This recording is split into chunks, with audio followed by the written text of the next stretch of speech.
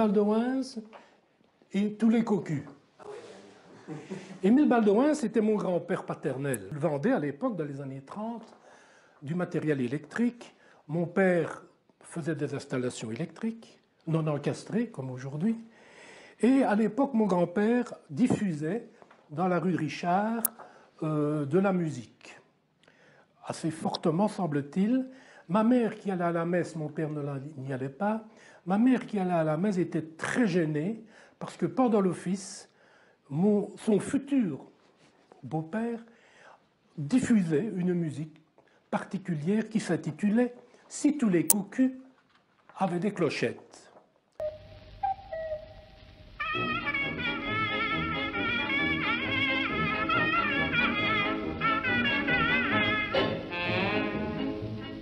Si tous les canons du monde se mettaient à tirer, ça ferait beaucoup de bruit. Si tous les volcans qui grondent venaient à se réveiller, ça ferait beaucoup de bruit. Mais il est encore un bruit beaucoup plus fort. Si tous les cocus avaient des clochettes au-dessus de la tête, ça ferait tant de chahut qu'on ne s'entendrait plus. C'est vous dire que les gens qui assistaient à l'église, à la messe, regardaient ma mère de travers en se disant finalement, si tu vas épouser quelqu'un de cette famille-là, quel choix as-tu fait en riant? Voilà. Ça, c'est un petit peu l'histoire de mon grand-père.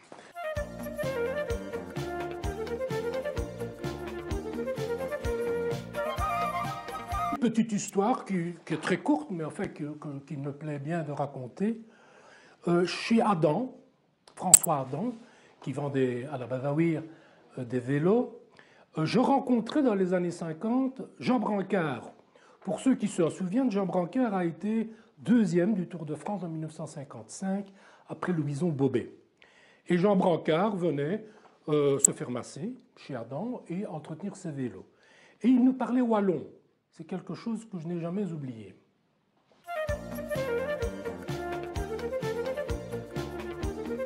Début de la télévision. Alors, les Angissois se souviennent certainement de chez Lomba. Lomba vendait des télévisions à peu près à l'endroit où se situe aujourd'hui le Nélès et dans les maisons qui suivent. Et j'ai assisté, mais les gens se groupaient, évidemment, ils n'avaient pas de l'argent pour s'acheter une télévision, se groupaient devant la fenêtre et regardaient ce que l'INR, c'est-à-dire l'Institut national de radio, qu'on appelait INR à l'époque, nous envoyait. Par exemple, j'ai vu en direct le mariage d'Élisabeth II d'Angleterre,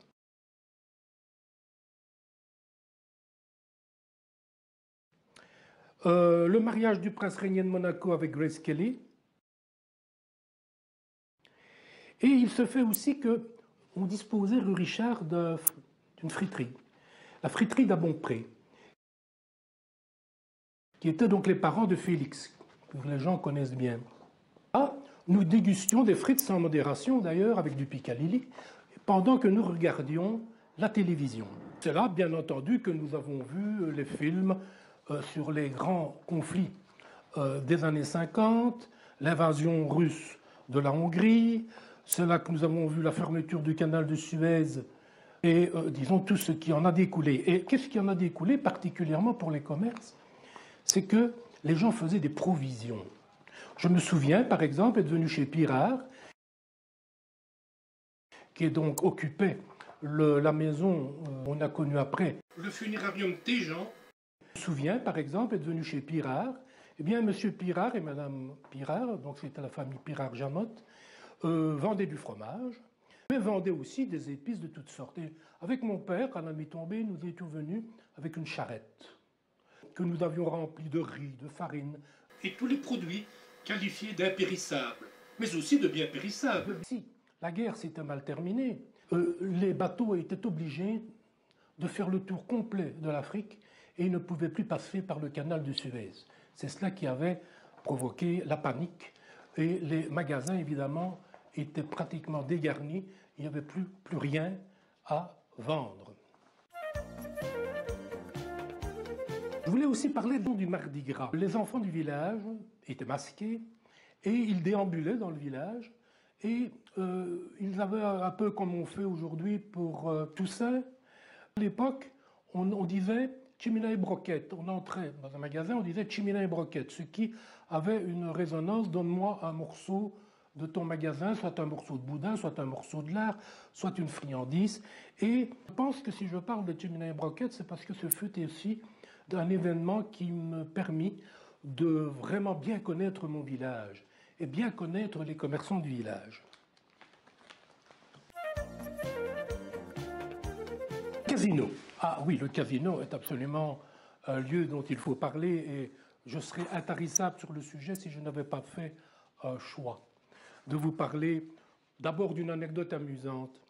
Nous étions allés voir le film Salomon et la reine de Saba. La reine de Saba était Gina Lollobrigida et Salomon était Yul Brynner. Et le papa de Marcel Frézon, que tout le monde connaît bien, aussi bien le papa que le fils d'ailleurs, le papa de Marcel Frézon m'avait dit à la sortie, car il y avait une scène où Gina était dans son bain et se lavait.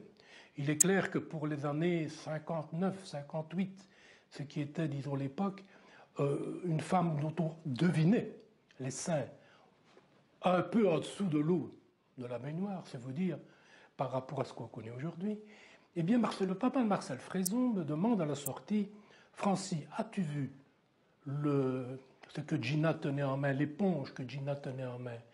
C'était une éponge synthétique, me dit-il. » Et moi, tout naturellement, j'avais 14 ans, je réponds à M. Frézon, mais enfin, M. Frézon, mes yeux étaient ailleurs.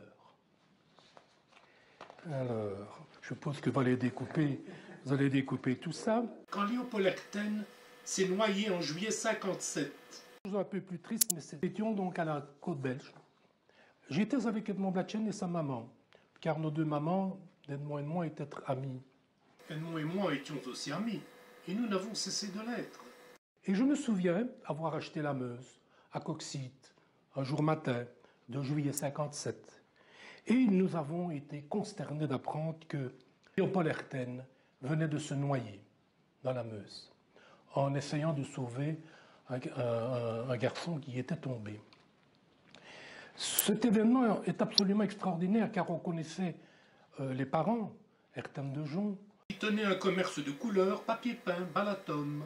On connaissait Nestor de Villers, son beau-père.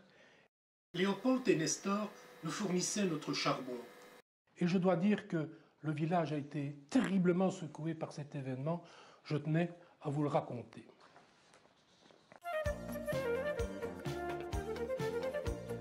Oui, j'ai une aventure avec Jean-Louis Stré. Enfin, une aventure, entendons-nous bien. Dans le sens de deux garnements qui s'amusent follement à récolter des grenouilles à la Bazaouire, enfin dans le petit ruisseau qui passe aux Aouires. Et on revient chez nous, à Angy. Jean-Louis, rue de la Station, n'habitait pas encore rue de la Croix-Rouge. Moi, rue Vineuve, puisque j'habitais l'endroit où se trouve le poste de police aujourd'hui. Et nous revenions avec des grenouilles. Et moi, je n'allais pas rentrer chez moi avec des grenouilles, je les pose sur le comptoir de chez Strel et je rentre chez moi. Mais Jean-Louis ne laisse pas la chose là, et voilà quitte-t-il pas qu'il redescend chez moi, qu'il sonne à la porte, j'ouvre, et il nous jette dans le living, car à l'époque, le living était contigu au seuil, et voilà qu'il nous jette les grenouilles, qui, bien entendu, commencent à s'éparpiller un peu partout chez moi, et effraie considérablement ma mère, qui se demande ce qui se passe. Je tenais à raconter cette histoire avec Jean-Louis.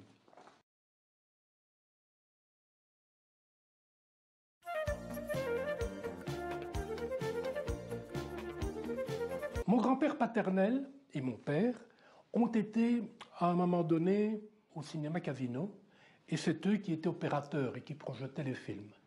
Et j'ai un peu vécu ce que le film Cinéma Paradiso nous a montré après, ce petit garçon qui est là à côté de l'opérateur. Donc j'ai vu l'arrière du décor. Parfois aussi, mon grand-père maternel m'accompagnait car il y avait un étage au casino. Mais cet étage était accessible uniquement pour une ou deux personnes à la fois, car je pense que si on avait rempli les tâches, tout se serait effondré. Donc, j'ai connu un peu ce casino d'une manière un peu particulière et je tenais à le signaler. J'ai bien entendu maintenant, mais je crois que d'autres que moi en parleront, tous les magasins de la rue de la Station. Je ne sais pas s'il faut en parler. Ce sera peut-être répéter ce que d'autres ont dit, je ne sais pas. Je pense qu'il faut laisser ça peut-être pour les gens d'Angy. Une anecdote particulière. Oui, j'ai une anecdote particulière, c'est-à-dire chez Chaberlan. Comment pourrais-je oublier la quincaillerie Chamberlain? Monsieur Chaberlan, grand-père, était un ami de mon grand-père maternel. Et moi, l'ami de Micheline. Et je m'y rendais souvent. Je me souviens de 2 ou 3 rencontres. D'abord, on n'avait pas la télévision, mais chez Chaberlan, il l'avait. Nous étions aux environs de 1956-57. Nous avons vu toute la série Alfred Hitchcock présente, ce qui était à l'époque en première vision. C'est là que je me trouvais quand l'équipe de Manchester United, l'équipe de football, l'avion conduisant les footballeurs s'est écrasé en 1958. Il faut dire qu'on vient d'avoir un accident d'avion tout récemment de une personne. Là, c'est toute l'équipe qui a pratiquement disparu, dont les meilleurs, dont un nommé Taylor, qui était le footballeur anglais de l'époque. Mais je vais surtout raconter l'anecdote suivante, c'est-à-dire que j'étais quand même, malgré que j'étais un enfant sage, très turbulent.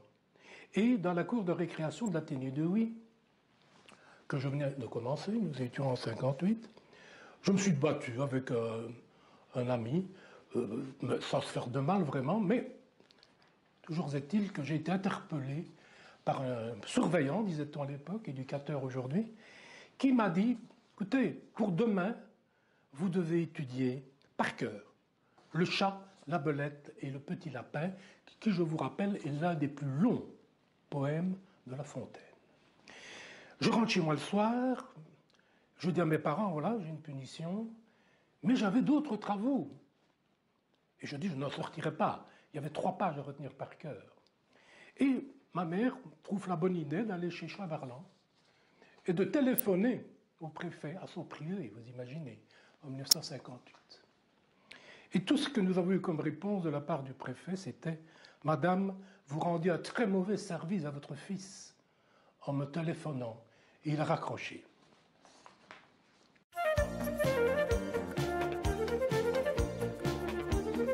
Il y avait à Angy, le bas de la rue Rena Street, disons, avant que ce soit appelé rue de la Croix-Rouge, le coiffeur Guillaume Leruit. Alors Guillaume Leruit, je l'ai bien sûr connu comme coiffeur, mais dans un cas un peu particulier. Quand je suis entré à l'université, j'ai été tondu lors du baptême. Et non seulement tondu, mais j'ai dû me nettoyer complètement le corps, car avec du bleu de méthylène, les anciens avaient fait des dessins dans tous les coins de mon corps. Je rentre à 22 heures au train, puisque moi je faisais la navette tous les jours, et ma mère a demandé à Guillaume de bien vouloir m'accueillir pour, en tout cas, ajuster ma tonsure et, si possible, trouver un solvant qui fasse disparaître le bleu de méthylène. Voilà, une histoire que je voulais raconter aussi. J'ajouterai que Guillaume Leruit est aussi intervenu pour nettoyer la perruque qui avait été salie par les grenouilles que Jean-Louis Strel m'avait ramenées à la maison.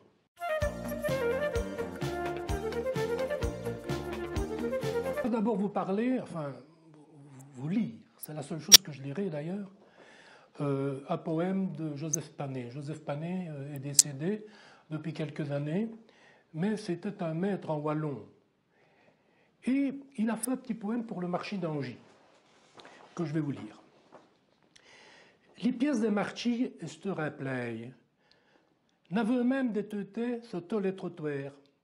L'ambiance est surtout assurée par les marchands de bananes, comme Solbat à Liege. Divers les marchands, il n'avait aussi au tchouk-tchouk. Et les gamins, on ne sait pas quoi, ils nous mit ainsi. Pour lui, nos estitos, Joseph ou Marie. I verdiv del neuretchik, qui nous fit une léonure comme gaillette. En la mémoire de Joseph Panet. Si tous les cocus, deuxième essai. Et maintenant, je vais vous raconter une histoire tout à fait de ma famille. En fait, mon grand-père, Émile Baldewins, tenait un magasin, rue Richard, à l'endroit où aujourd'hui se trouve le magasin pakistanais, qui fut aussi tenu par le glacier Franchi antérieurement. Et nous sommes au début des années 30. Ma mère n'est pas encore mariée, puisqu'elle s'est mariée en 1935, et ma mère est à la messe. Mon père pas. Mais mon père faisait lui plutôt des installations électriques. Et mon grand-père vendait du matériel électrique, même des TSF.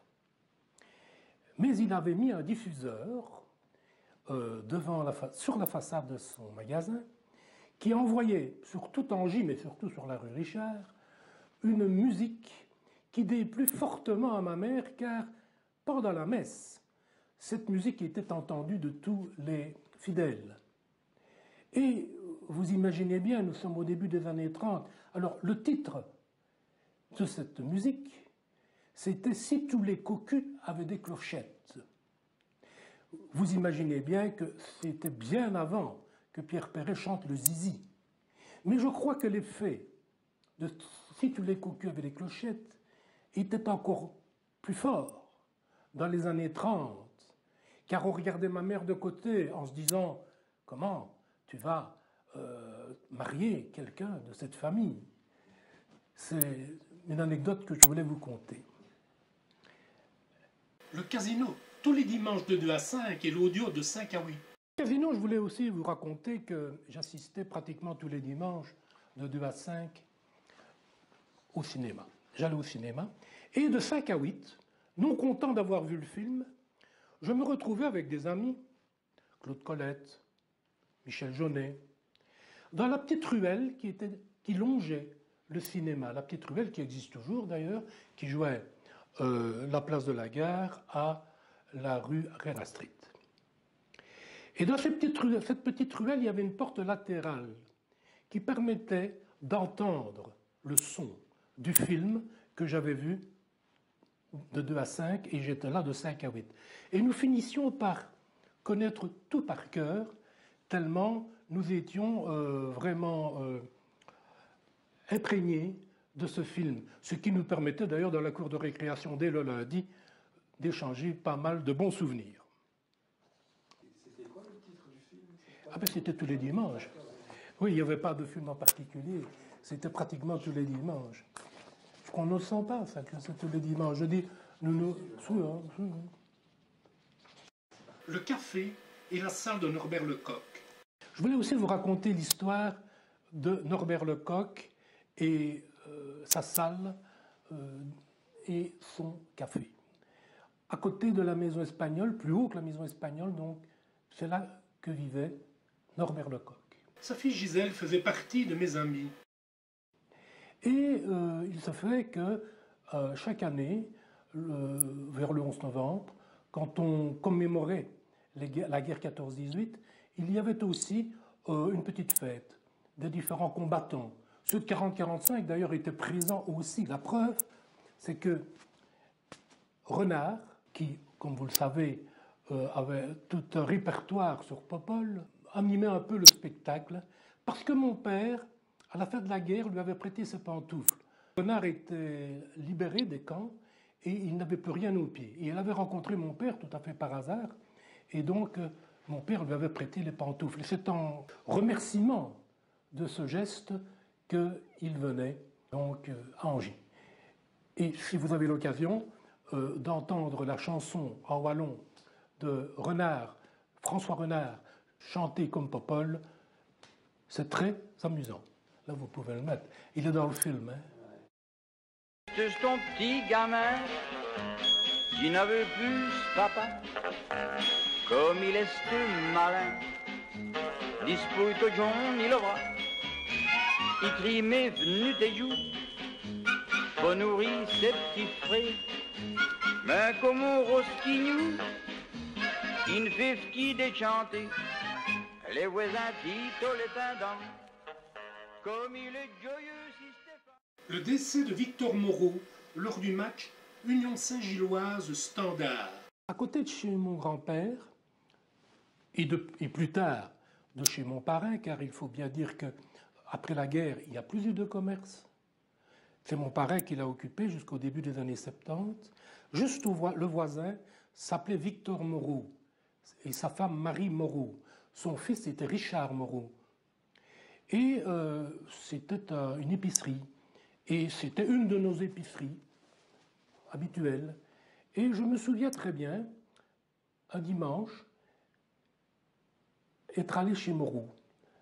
C'était bien sûr pas ouvert du point de vue commercial, mais il se fait que Victor, le papa de Richard, était tombé mort au match Standard Union Saint-Gilloise, et il était à l'Union Saint-Gilloise. Il était donc tombé mort à Bruxelles, et on allait le ramener à Angy. Merci de m'avoir écouté et vive les anciens commerces angissois.